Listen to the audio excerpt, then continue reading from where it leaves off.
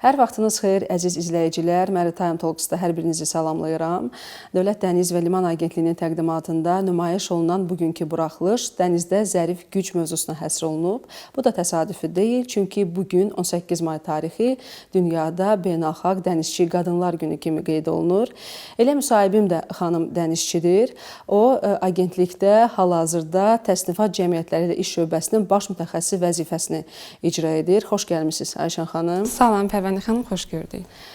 Qeyd edim ki, Ayşən xanım Azərbaycan Dövlət Dəniz Akademiyasının məzunudur. O, gəmi qayırma və gəmi təmiri ixtisası üzrə təhsil alıb və 2022-ci ildən agentlikdə fəaliyyət göstərir. Və müzakirələrimizə keçməzdən əvvəl istərdim ki, bugünün səbəbkarlarına məhz xanım dənizçiləri təbrik edim. Onlara çətin və məsuliyyətli işlərində uğurlar arzulayım. Arzu edirəm ki, səfərləriniz uğurlu, yolunuz açıq və üfüqləriniz işıqlı olsun. Müzakirələrimizi ən bir sualla başlamaq istərdim. Ayşən xanım, ümumiyyətlə dənizçilik sahəsi spesifik sahədir və say etibarilə xanım dənizçilərə az rast gəlinir. Ümumiyyətlə, yaxın ətrafda dənizçi olanda bu sahəyə meyil artır. Və sizdə bu necə baş verdi? Ümumiyyətlə, gəmiçilik ixtisasını seçməyinizdə, ümumiyyətlə, dənizçilik sahəsinə yönəlməyinizdə səbəb nə idi? Belə deyərdim, ailəmdə dənizçi olmayıb və bu sahədə ilk dənizçi mən hesab olunuram. Dənizçiliyə marağım daha çox texniki sahələrə olan diqqətimdən və marağımdan irəli gəlib. Belə deyərdim ki, mən gəmi qayırma və gəmi təmiri ixtisası üzrə mühəndislik təhsili almışam və bu sahəni seçərkən həm fərqli, həm də inkişafa daim açıq olan bir sahə kimi gördüyüm üçün perspektiv baxımından bu sahəni seçmişəm. Düşünürəm ki, dənizçilik yalnız gəmidə işləməkdən ibarət deyil. Bu həmçinin texniki bilik, bacarıq və məsuliyyət hissi ilə də əlaqəlidir. Hal-hazırda artıq 4 ildən çoxdur ki, fəaliyyət göstərirəm və bu müddətdə sahənin nə qədər geniş və maraqlı olduğunu və yoxlama proseslərində bu marağın daha da belə deyərəm ki, inkişaf etdiyini görmək mənim üçün çox xoşdur və eyni zamanda qadınların sayının az olmasına baxmayaraq düşünürəm ki, bu sahədə peşəkar olmaq və bu sahədə bilik və bacarıqların formalaşdırılması əsas amillərdən biri hesab olunur. Siz qeyd etdiniz ki, ailədə ilk dənizçisiz. Və hal-hazırda ilk dənizçi olaraq ailənizdə, yaxın ətrafınızda sizin yolunuzu davam etmək istəyən şəxslər var? Ailəmdə deyil, amma şəxsən ətrafımda bəli. İnsanlarda buna qarşı maraq oyanıb. İlkin olaraq bildirim ki, insanlarda qeyd edim ki, dənizçiliyə maraq olaraq yanaşılır, amma təbii ki də ətrafda olan insanlara dənizçiliyin maraqdan ibarət, təkcə maraqdan ibarət deyil, həmçinin ciddi bir məsuliyyətdən ibarət olduğunu vurğulayıram. Sadəcə olaraq insanlarda, gənc mütəxəssislərdə və gənclərdə daha çox geyim və dənizçilik həyatı, belə deyim ki, daha çox maraq çəkir və bu sahə ilə bağlı da bəli, insanlara bu sahənin necə maraqlı, məsuliyyətli və intizamlı olması barədə məlumat verirəm və bəli, yönləndirdiyim şəxslər olub ki, bu sahədə hal-hazırda təhsil alan tələbələr və müəyyən bir sahələrdə işləyən mütəxəssislər mövcuddur. Ümumiyyətlə, seçdiyiniz ixtisas həyatınıza təsir etdi? Bu seçim həyatımda həm peşəkar, həm də şəxsi inkişaf baxımından böyük rol oynayır. Düşünürəm ki, dənizçilik sahəsi məsuliyyət, çevik və disiplin tələb edən bir sahədir və eyni zamanda beynəlxalq standartların bu minvalda belə deyərdim ki, tətbiq olunması, fərqli insanlarla ünsiyyət qurmaq bacarığı və həmçinin də mənə həmçinin böyük təcrübə qazandırdı. Düşünürəm ki, bu sahəni seçməklə özümü daha güclü və özünə inamlı hiss edirəm. Siz qeyd etdiniz ki, artıq 4 ildən çoxdur ki, agentlikdə çalışırsınız və aldığınız təhsil bu 4 il müddətində işinizdə sizə hansısa üstünlükləri verib? Bəli, mən deyərdim ki, gəmi mühəndisliyi ixtisası üzrə təhsil almışam, baxmayaraq ki, birbaşa mühəndis kimi fəaliyyət göstərmirəm. Amma gəminin daxili strukturu, onun fundamental səviyyədə bilmək və quruluşuna, standartlara nəzarət mənim həm yoxlama prosesində, həm də sənədlərlə işləyərkən sənədləri daha dəqiq və düzgün qiymətləndirməyə çox böyük bir köməklik göstərir. Mən istərdim bir məsələyə aydınlıq gətirəsiniz. Ümumiyyətlə, gəmi mexaniki həm də gəmi mühəndisi hesab olunur. Düzdürmü? Və bunun nə kimi oxşar və fərqli cəhətləri var? Bəli, doğru vurğulayırsınız. Gəmi mexaniki də həmçinin mühəndislik sahisinə aid hesab olunur. Amma buna baxmayaraq mən bunların iş istiqamətinin tamam fərqli mövqelərdə olduğunu görürəm. Bildiyimiz kimi hər ikisinin əsas məqsədi gəminin texniki istismarına xidmət etməkdir.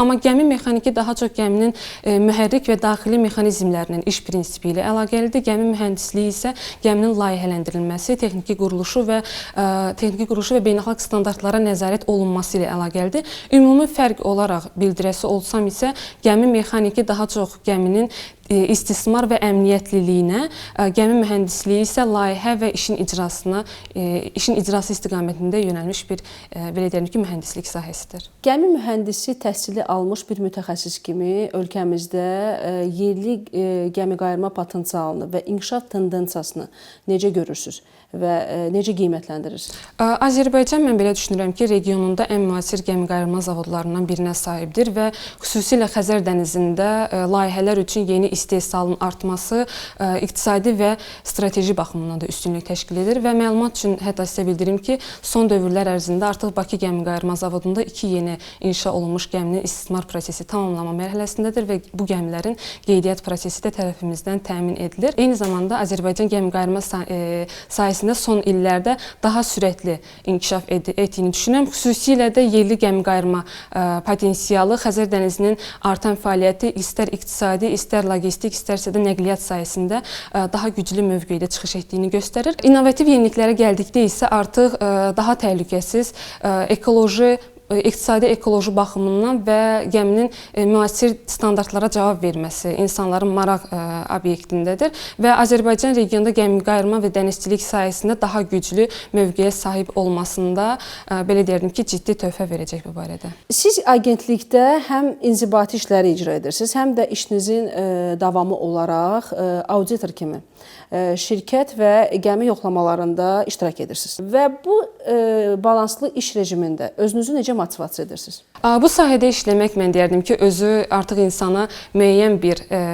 motivasiya verir. Çünki iş həm dinamikdir, həm də ofis işi hər ikisini balanslı şəkildə saxlamaq, belə deyərdim ki, çox gözəl işin idarəsində mənə köməklik göstərir. Eyni zamanda həm gəmi, həm şirkət yoxlamaları və bu hər iki yoxlamanın ikisində də iştirak etmək sahənin daha dərindən və geniş mənada anlamağa imkan verir. Auditor kimi yoxlamalarda iştirak etmək məsuliyyət hissini və peşəkar yanaşmanı artırır və amma mənim üçün ən böyük motivasiyası gördüyüm işdə bir xanım mütəxəssis olaraq uğur qazanmağımdan ibarətdir.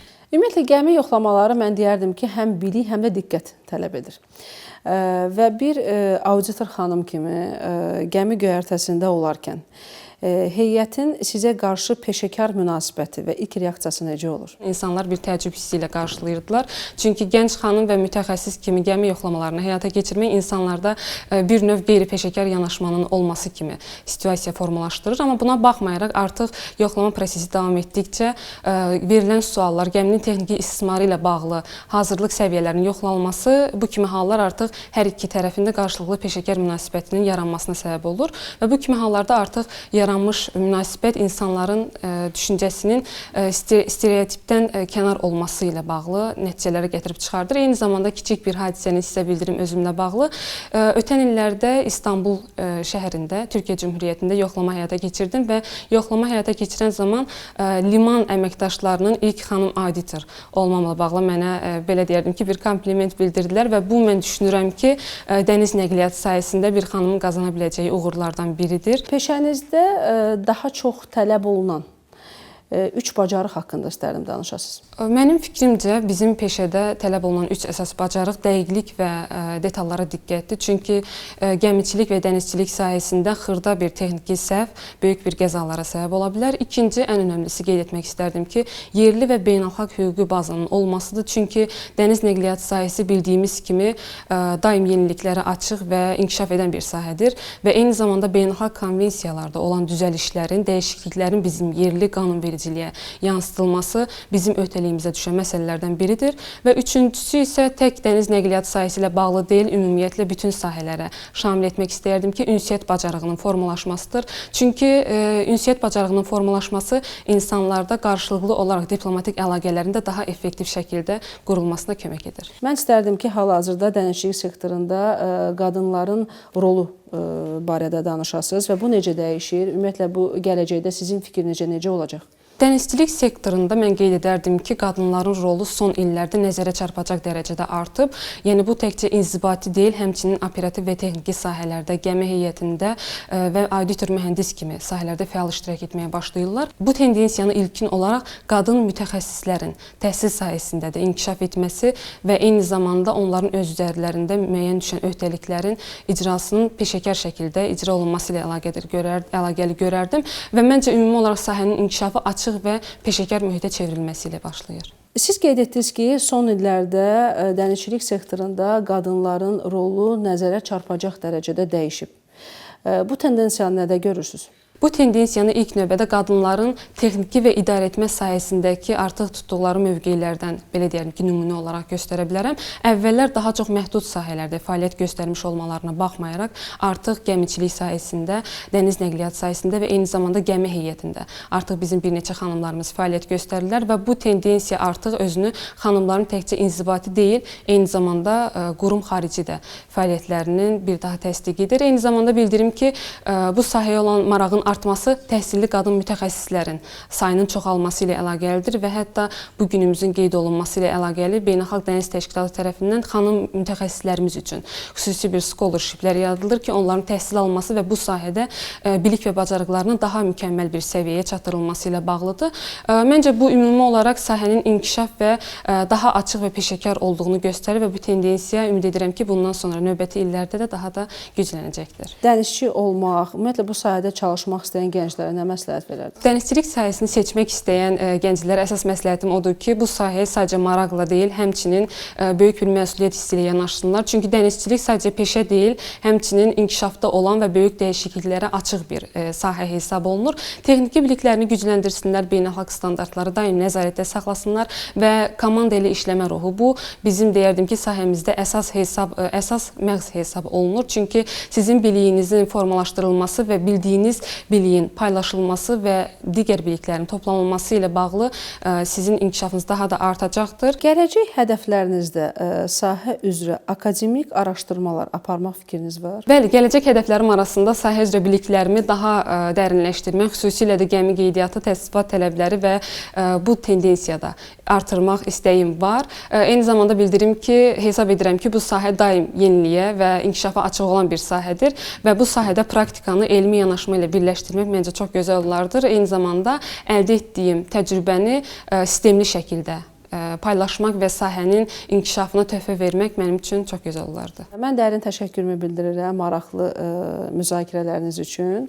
Bir daha qeyd edim ki, həmsöhbətim agentliyin təsnifat cəmiyyətlərlə iş şöbəsinin baş mütəxəssisi Ayşən Şükürova idi.